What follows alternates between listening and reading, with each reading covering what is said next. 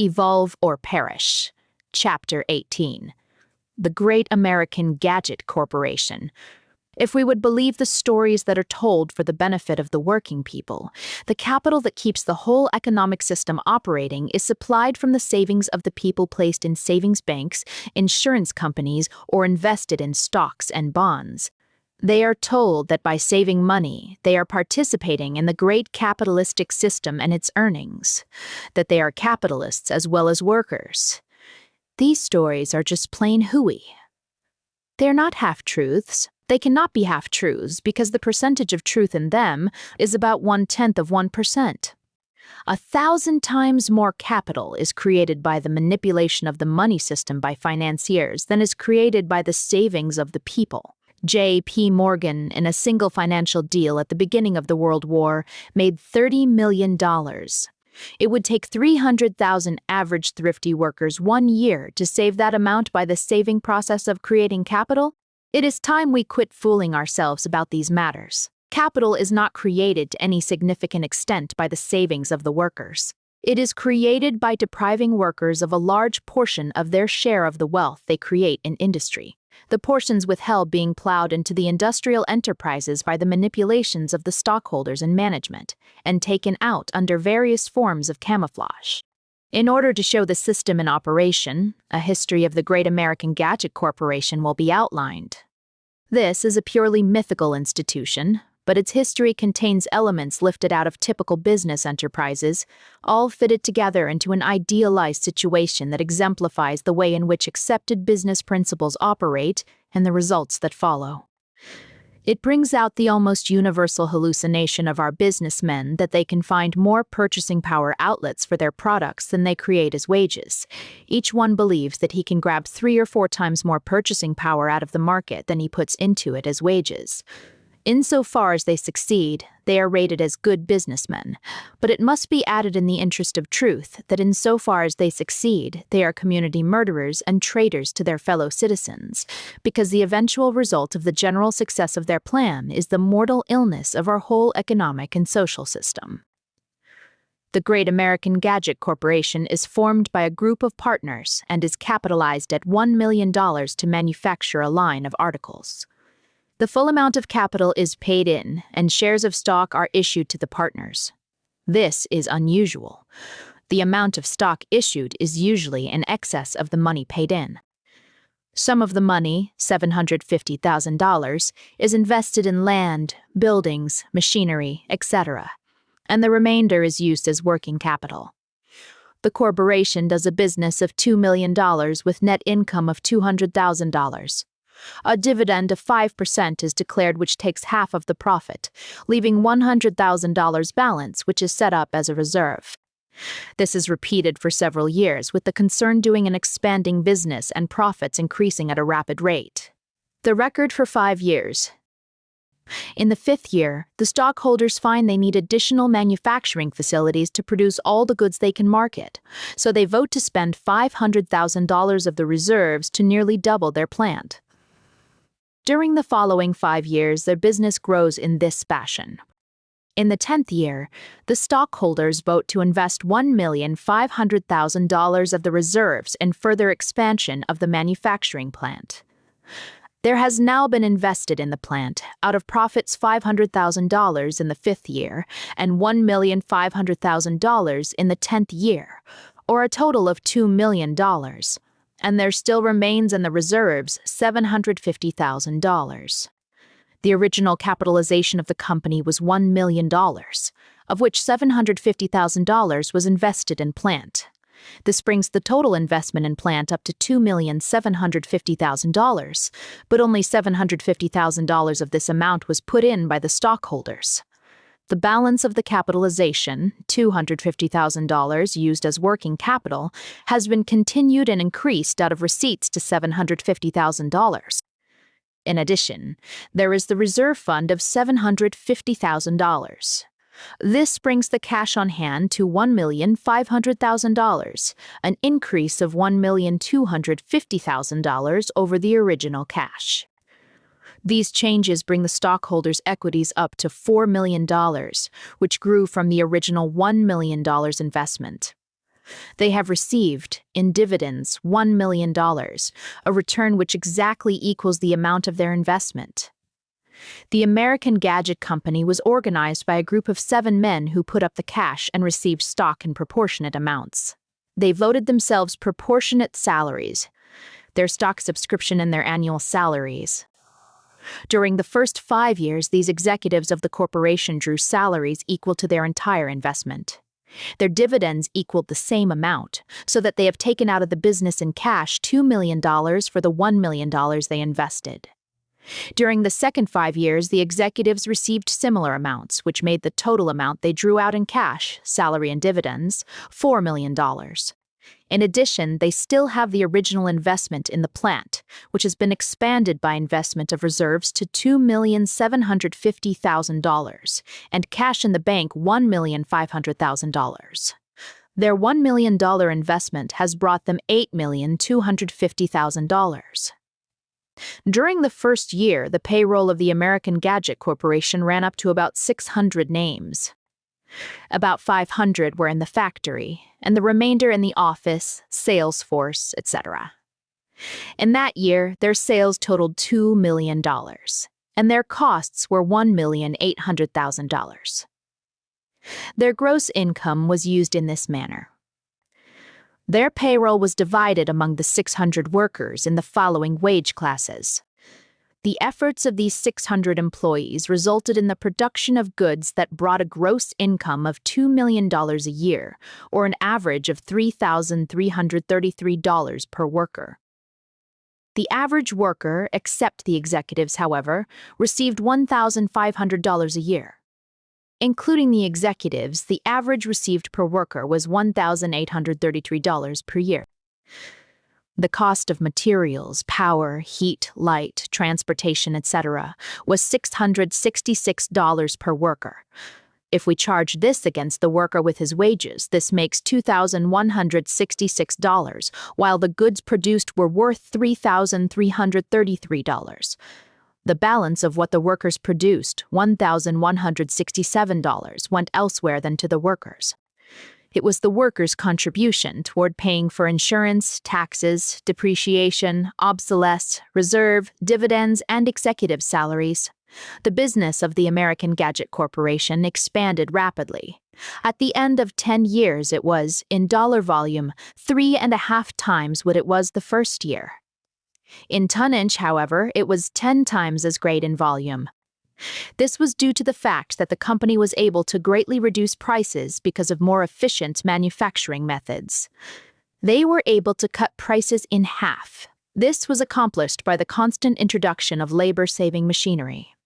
In the 10th year, the gross income was $6,500,000. Let us see how this year's gross income is apportioned and how it compared with the first year. The number of workers was the same. In spite of all the labor-saving machinery installed, the American Gadget Corporation did not lay off any of its workers, and, as a matter of fact, their salaries were increased a trifle more than 10%. It would appear, therefore, that in this case, capital was giving labor a fair deal. Let us look at this situation from a little larger perspective. In the 10th year, the company produced goods that brought a gross income of $6,500,000. The number of employees was 600, just the same as 10 years before. Each employee produced, on an average, goods worth $10,833. This is more than 3 times the value of goods produced 10 years before, $3,333. In the 10th year, the average wage per worker was $1,666, an increase of $166 over the $1,500 wage of 10 years before. As the producers in one industry are the consumers, to their proportionate share, of all other industries, the situation in one typical industry becomes a miniature model of the whole industrial and economic system. The American Gadget Corporation is the typical American industry. The wages of its workers are the purchasing power for absorbing the products of industry. In this case, they had $1,500 with which to absorb $3,333 in goods. 10 years later, they have $1,666 with which to absorb $10,833 in goods. If the purchasing power is confined to the domestic market, the situation is an utterly impossible one. If an effort is made to sell the output in a foreign market, the situation is just as impossible. For the foreign market would have to have 900% of the purchasing power of the domestic market, whereas foreign commerce has never exceeded 15% of domestic commerce. The situation is an utterly impossible one. It is idiotic and illogical. Foreign commerce, exports, has been the fondest hope of our manufacturers to take up the unbalanced factor in the production-purchasing power situation in our own country. We will never reach a solution of this problem, however, until we become sensible and view the situation as having its solution entirely within our own country, viewing foreign commerce entirely as a necessary exchange of ores and raw materials, and the domestic system as one producing entirely for our own needs. Let us look back at the American Gadget Corporation. We noticed in the first year's statement an item of $100,000 for depreciation and obsolescence. 10 years later, the amount was $600,000. It was a fund set up for upkeep of buildings and replacement of worn-out and obsolete machinery. It included an amount to amortize the buildings in 20 years, but with minor repairs, its concrete buildings will last 100 years or more and be as serviceable as the day they were built. By this method, the stockholders are refunded their investment in buildings out of the gross income.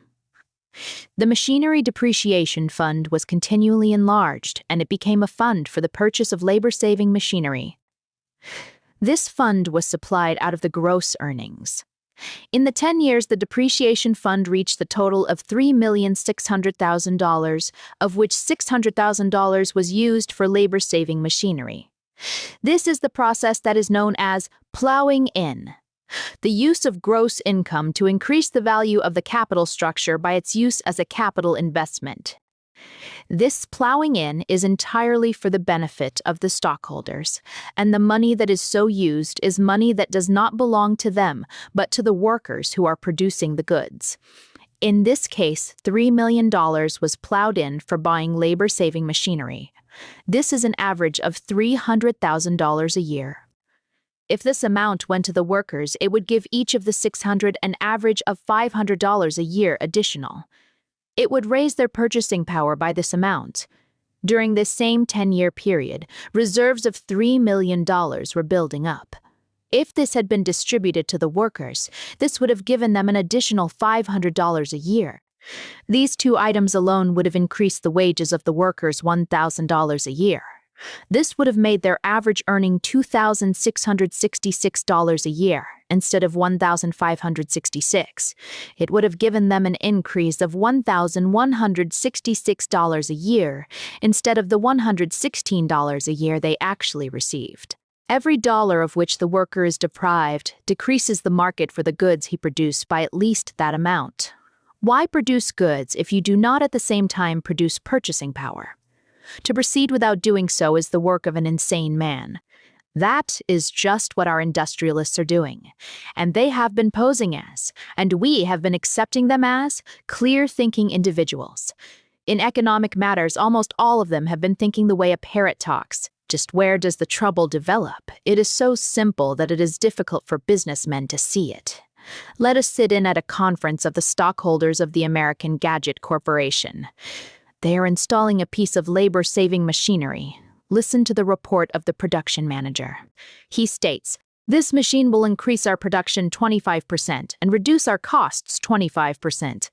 We have to have 2 new high-priced machine operators at a cost of $10,000, but we can get along with 10 skilled men less than we had in the older shop process, saving $30,000, and we can replace 10 of the remaining skilled workers with 10 semi-skilled workers at a saving of $15,000. That will make an additional saving of $35,000 a year," said the first vice president. Our production manager has done a nice piece of work, and it should result in a substantial increase in our profits. We have all worked hard in getting this company, in which we have invested our money, to its present flourishing condition. We have been very conservative in the matter of dividends. We have never increased the rate with which we started. We have been putting back into the company a large amount of money, which we should have declared as dividends. Instead, we put it into new machinery for our workers so that they can earn their wages with less effort. Of course, I am in favor of doing everything possible for our men, but on the other hand, we owe a duty to ourselves and our families to get adequate return on our investments. We will sell 25% more goods and our costs will be 25% less. With this saving and increased production, our profits will be greatly increased next year, and I propose that we plan on cutting a melon. We should be able to divide $500,000 as an extra dividend," said the sales manager. "This business has grown substantially since we started, and I think I can say with all due modesty that its growth has been due largely to the aggressive selling campaigns. We have been able to get a major share of the business because we have been able to undersell our competitors. We must not underrate our competitors. To keep our present business and expand, we must continually reduce prices. It is the spirit of the times, and if we don't keep up with the times, we are lost. Therefore, I consider it necessary for the greatest good of the company as a whole, its stockholders, its employees, and particularly our customers, that we take full advantage of all possible savings to get the best marketing conditions at the best price, and that means we should plan on lower selling prices on our goods. We are now getting 10% return on the money we have invested in this corporation, and the business is growing more valuable every year. When we get the whole field in our control, we can raise prices high as we like, and then we can figure on extra profits," said the general manager. "This increased production in many of our lines means that we are going to have to require our customers to take regular monthly quotas, and that may make them a bit more cautious concerning their requirements, and we may have reduced instead of increased orders from our big customers. I think we would be wiser to put up a warehouse to store the extra production, and then put extra sales pressure at regular seasonal periods. That will give us the steady production rate we need to assure us of greatest efficiency for the new machinery. The warehouse will cost $50,000, but the cost will be spread over many years," said the president. "I am opposed to the plan of letting our men go when we install new machinery. In the past, we have found that we could use them again a short time after we let them go. I propose that we use these men in building the warehouse. This will enable us to take full advantage of the reduced costs in the factory and at the same time give the men jobs. Our sales manager is right. Every time we have given him the benefit of reduced selling price, he has greatly increased sales. That is why today we are selling 10 times as much as the first year we were in business. We should give him another cut in prices that is made possible by this more efficient machinery. I want to say, too, that our first vice president is right. We should not neglect our own interests while we are putting money back into the business for machinery, which makes it easier for our men to earn their living. None of us has had an increase in salary since the business started 10 years ago. We now do 10 times the volume of business in tonnage that we did 10 years ago, and 3.5 times the dollar volume. It would be only fair to double our salaries in view of our present prosperity and future prospects. I might also say that at the present time, we are very much undercapitalized compared to our first year. Our plant was then valued at $750,000, the amount we spent on it. Since then, instead of taking out profits, we have been putting the money back into the business. Our plant and property is now conservatively valued at $5 million, and we hold patents, goodwill, and goods on hand which bring the total up to $6 million. Yet we are capitalized at only $1 million. I propose that we change our capital structure to this extent, that we turn in our $100 par value shares and issue 5 no par value shares for each share turned in, and that we declare a special dividend of $20 per share. The reserve fund is adequate to take care of this dividend, which totals $1 million, or the equivalent of $100,000 for each year we have been in business. a return which is not large in view of the current practices in our best managed institutions in this new era of prosperity. I have had these proposals drawn up in formal style, and after you have read them, we can vote on their adoption. All in favor signify by saying aye. Unanimously carried. In this typical meeting of the hypothetical Great American Gadget Corporation, the president functioned as the typical business executive who sees all problems from the viewpoint of capital and does not know he is completely blind to the larger problems involved. He would resent any suggestion that he was not doing very well by his workers, for had he not increased the payroll from $900,000 to $1 million a year in 10 years, and had he not consistently made every effort to keep on the payroll men who might have been out of jobs through the installation of more efficient machinery. Despite this machinery, he still employed 600 workers as he had done the first year. During that 10 years, however, there had been a natural increase of 10% in the number of employable workers in the general population, and the GAGC had failed to take on its share of the increased number of workers. The same situation prevailed throughout all industry. As a result, 10% of the employable workers were left without earning power and without purchasing power. Their only ability to absorb the products of the community was limited to the bare necessities which were supplied to them by community relief or charity organizations. The Great American Gadget Corporation, like all other manufacturers, greatly increased its output per worker. In this company, the output was increased 1,000%, or tenfold, while the purchasing power of its workers was increased 10%. Prices were cut in half due to more efficient machinery, and it would therefore require an increase in purchasing power of only 500% in order to absorb the 1,000% increase in volume of production. But the increase in purchasing power was only 10%, or 1/50th of the amount required to buy the increased production. These problems are entirely neglected by business. There is another individual involved in this drama of business who should be discussed: the sales manager. He received credit for greatly increasing sales, the sales volume being 10 times as great in the 10th year as in the first. He has the title Sales Manager of the Great American Gadget Corporation. As a matter of fact, he has not been sales manager for his company, but purchasing agent for his company's customers. He was always fighting for lower prices on the products of his company. In other words, he was always fighting for lower prices for his customers.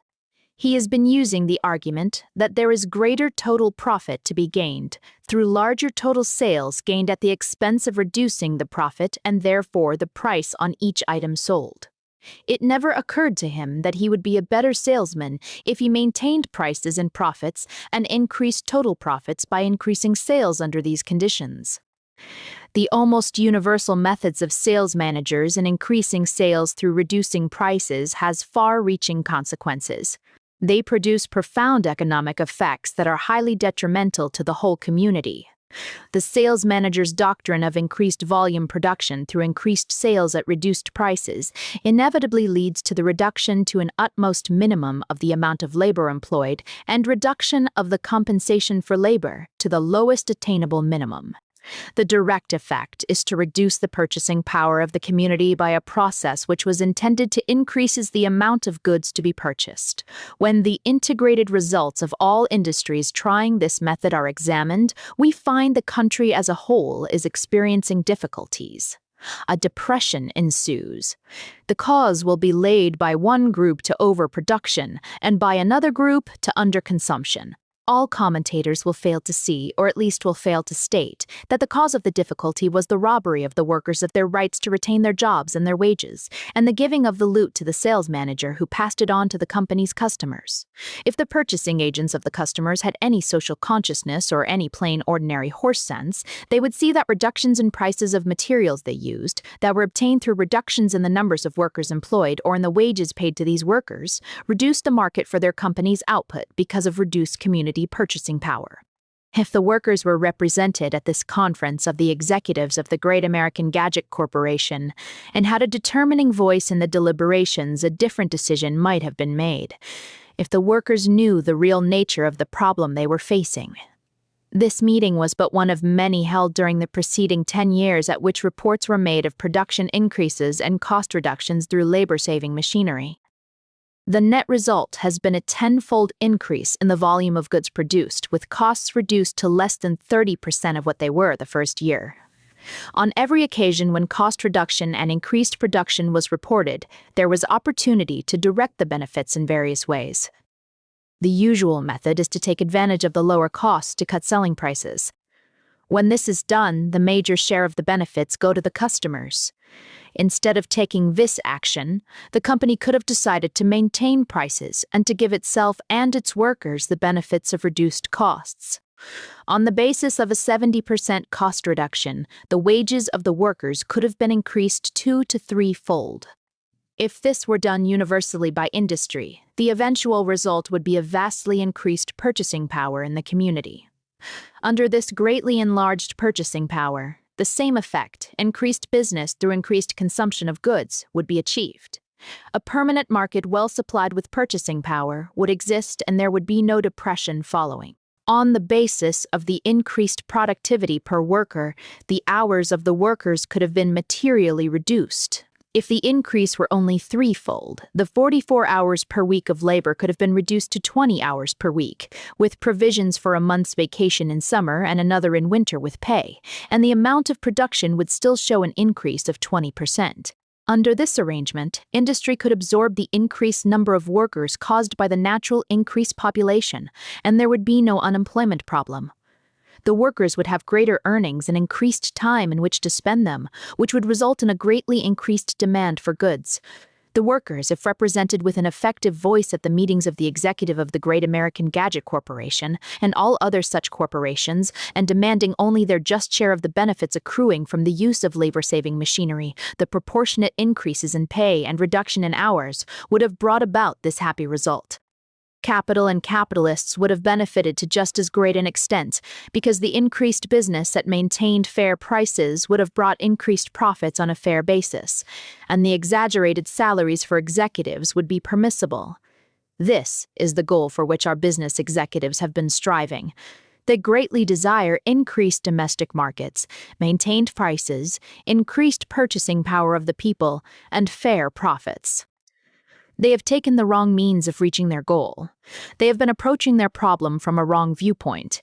They lacked the necessary sense of community responsibility, and this lack is due largely to what they considered a complete incompatibility between community responsibility and their interpretation of the doctrine of rugged individualism.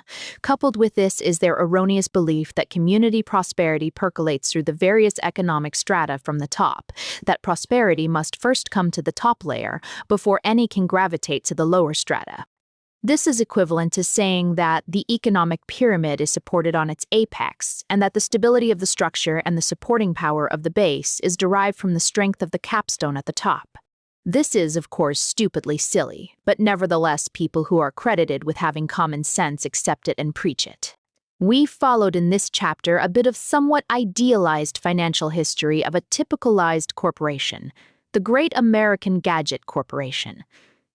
The purpose of the presentation was to show where capital comes from, and incidentally to show some of the misconceptions on the part of the executives that made this growth of capital possible.